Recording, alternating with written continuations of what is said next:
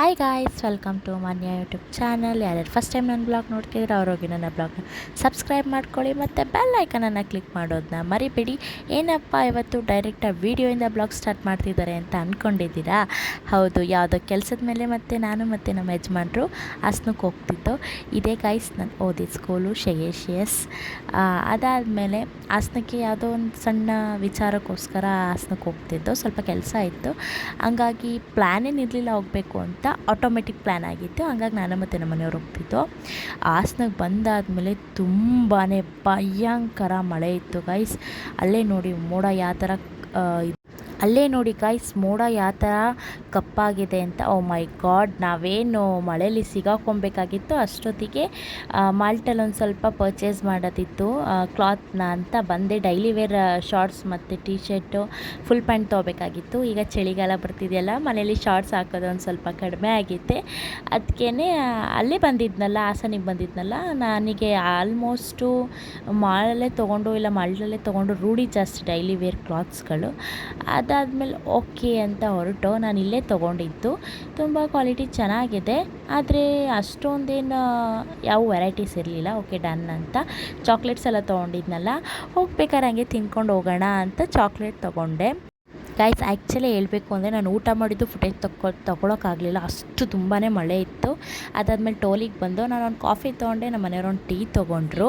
ಬಂದಿದ್ದೀನಿ, ನಾನು ಏನೇನು ತಂದೆ ಅಂತ ತೋರಿಸ್ತೀನಿ ಬನ್ನಿ ಗೈಸ್. ವಿಶಾಲ್ ಮಾಲ್ಟಲ್ಲಿ ನಾನು ಏನೇನು ತೊಗೊಂಡೆ ಅಂತ ತೋರಿಸ್ತೀನಿ. ಒಂದು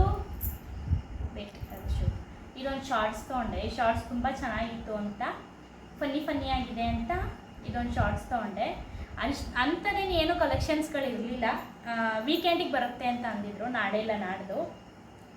ನಾನು ಹೋಗಿದ್ನಲ್ಲ ಅಂತ ಡೈಲಿ ವೇರಿಗೆ ಇರಲಿಲ್ಲ ಅಂತ ತೊಗೊಂಬಂದೆ. ಇದೊಂದು ಪ್ಯಾಂಟ್ ತೊಗೊಂಡೆ ಡೈಲಿ ವೇರ್ಗೆ, ಇದೊಂದು ಪ್ಯಾಂಟು. ಮತ್ತು ಎಲ್ಲ ಲೈಟ್ ಕಲರ್ಸೇ ತೊಗೊಳೋದು ಜಾಸ್ತಿ ನಾನು, ಡಾರ್ಕ್ ಕಲರ್ಸ್ ನಂಗೆ ಇಷ್ಟ ಆಗಲ್ಲ. ಇದೊಂದು ಪ್ಯಾಂಟ್ ತೊಗೊಂಡೆ ಡೈಲಿ ವೇರಿಗೆ.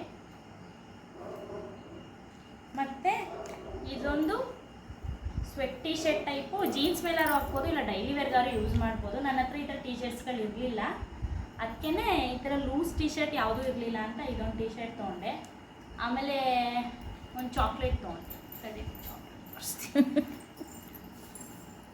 ಒಂದು ಚಾಕ್ಲೇಟ್ ಆಲ್ರೆಡಿ ಬರಬೇಕಾದ್ರೆ ಬೈಕಲ್ಲೇ ತಿನ್ಕೊಂಬಂದೆ. ಇದೊಂದು ಚಾಕ್ಲೇಟ್ ತೊಗೊಂಡೆ, ಅಷ್ಟೇ ತೊಗೊಂಡೆ. ಜಾಸ್ತಿ ಏನು ಶಾಪಿಂಗ್ ಮಾಡಿಲ್ಲ ಗೈಸ್, ಸ್ವಲ್ಪನೇ ಮಾಡಿಕೊಂಡು ಬಂದಿದ್ದು. ಮಳೆ ತುಂಬ ಜಾಸ್ತಿ ಇತ್ತು, ಆಮೇಲೆ ಮನೆಗೆ ಬರೋಕ್ಕೆ ತುಂಬ ಲೇಟ್ ಆಗುತ್ತೆ ಅಂತ ಸ್ವಲ್ಪನೇ ಶಾಪಿಂಗ್.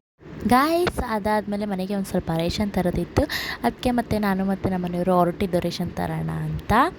ಅದಾದಮೇಲೆ ರೇಷನ್ ತೊಗೊಳಕ್ಕೆ ಹೋಗಿದ್ವಲ್ಲ, ಕಬಾಬ್ ತಿನ್ನೋಕ್ಕಾಗಿದೆ ಅಂದಲ್ಲ, ಅದಕ್ಕೆ ಇಲ್ಲೇ ತಿನ್ನೋದ್ರು. ಇಲ್ಲ ಮನೆಗೆ ಪಾರ್ಸಲ್ ತೊಗೊಳ್ಳೋಣ ಅಂದ್ಬಿಟ್ಟು ಮನೆಗೆ ಪಾರ್ಸಲ್ ತೊಗೊಂಡು ಕಬಾಬ್ನ. ಅದಾದಮೇಲೆ ರೇಷನ್ ಅಂಗಡಿಗೆ ಹೋಗ್ಬಿಟ್ಟು ಒಂದು ಸ್ವಲ್ಪ ರೇಷನ್ ತೊಗೊಳೋದಿತ್ತು.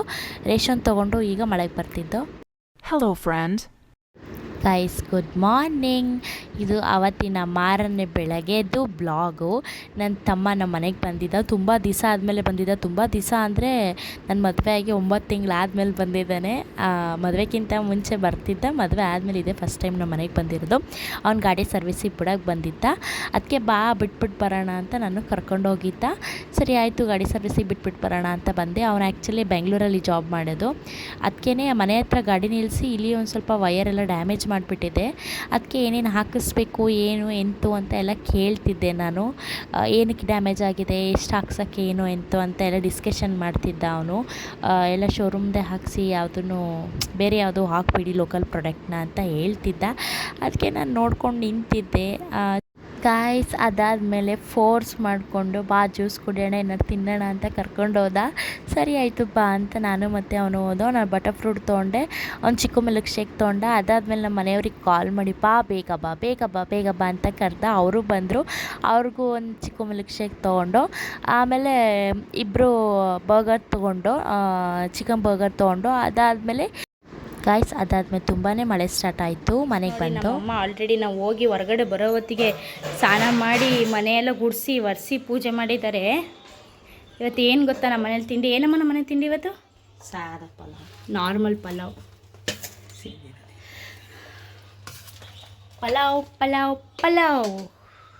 ನಾನು ಇವ್ರು ಇಷ್ಟೊತ್ತಾದರೂ ಬರಲಿಲ್ವಲ್ಲ. ನೋಡಿ ಗೈಸ್ ಹೆಂಗೆ ಮಲ್ಗವ್ರೆ. ಗೈಸ್ ಇವ್ನು ನನ್ನ ತಮ್ಮ. ತೆಗಿ ನೀನು. ನೋಡಿ ಗೈಸ್ ಹೆಂಗಾಡ್ತಾನೆ ಓವರಾಗಿ. ಗೈಸ್ ಆಮೇಲೆ ನನ್ನ ಮದುವೆ ವೀಡಿಯೋ ನೋಡ್ತಿದ್ದ. ನನ್ನ ಮದುವೆ ವೀಡಿಯೋ ನೋಡಿರಲಿಲ್ಲ ನನ್ನ ತಮ್ಮ. ಅವನಿಗೆ ತುಂಬ ಖುಷಿ ಆಯಿತು ನನ್ನ ಮದುವೆ ವೀಡಿಯೋ ನೋಡಿ. ತಮ್ಮಂದಿರು ಇದ್ದಾರೆ, ಆದರೆ ನನಗೆ ತುಂಬ ಹತ್ರವಾಗಿರೋನು ಅಂದರೆ ಅವನೊಬ್ಬನೇ. ನಾನು ಒನ್ ಡೇ ಕಾಲ್ ರಿಸೀವ್ ಮಾಡಲಿಲ್ಲ ಅಂದರೆ 100 ಫೋನ್ ಬಂದಿರುತ್ತೆ ನನ್ನ ಫೋನಿಗೆ. ತುಂಬಾ ಇಷ್ಟವಾದ ತಮ್ಮ ನನಗೆ ಇವನು. ಗಾಯ್ಸ್ ಶನಿವಾರ ಸಂತೆಗೆ ಹೋಗ್ತಿದ್ದೀವಿ ಮನೆಗೆ ತರಕಾರಿ ತರೋಕ್ಕೆ. ಎಷ್ಟು ಚೆನ್ನಾಗಿ ಕಾಣಿಸ್ತಿದೆ ನೋಡಿ. ಆ ವೆದರಿಗಂತೂ ವಾವ್ ಅನ್ನಂಗಿತ್ತು. ಅಪ್ಪ ತುಂಬಾ ರಶ್ ಇದ್ದರು. ಸರಿ ಆಯಿತು ಅಂತ ತರಕಾರಿ ತೊಗೊಂಬಿಟ್ಟು ನಂಗೆ ವಡಪಾವ್ ತಿನ್ನೋಂಗಾಗಿತ್ತು. ವೆದರಿಗಂತೂ ನಾನು ವಡಪಾವೇ ತಿನ್ನೋದು. ನನ್ನ ವೆದರ್ ಜಾಸ್ತಿ ಕೋಲ್ಡ್ ಆಗಿದ್ದರೆ ಅದಕ್ಕೆ ಸರಿ ಆಯಿತು ಬನ್ನಿ ವಡಪಾವ್ ತೊಗೊಳ್ಳೋಣ ಅಂತ ಮನೆಗೆ ಪಾರ್ಸಲ್ ತೊಗೊತಿದ್ದೆ. ಗೈಸ್ ಟೈಮು 7 o'clock ಆಯಿತಾ. ಅಲ್ಲಿ ನೋಡಿ ವೆದರ್ ಯಾವ ಥರ ಇದೆ, ಒಂಚೂರೂ ಕತ್ತಲೆ ಇಲ್ಲ. ಅದನ್ನೇ ನಮ್ಮ ಮನೆಯವ್ರಿಗೆ ಮತ್ತು ನಮ್ಮ ಅಮ್ಮಂಗೆ ಹೇಳ್ಕೊಂಡು ನಗಾಡ್ತಿದ್ದೆ ನಾನು, ಏನು ಈ ಥರ ವೆದರ್ ಇದೆ.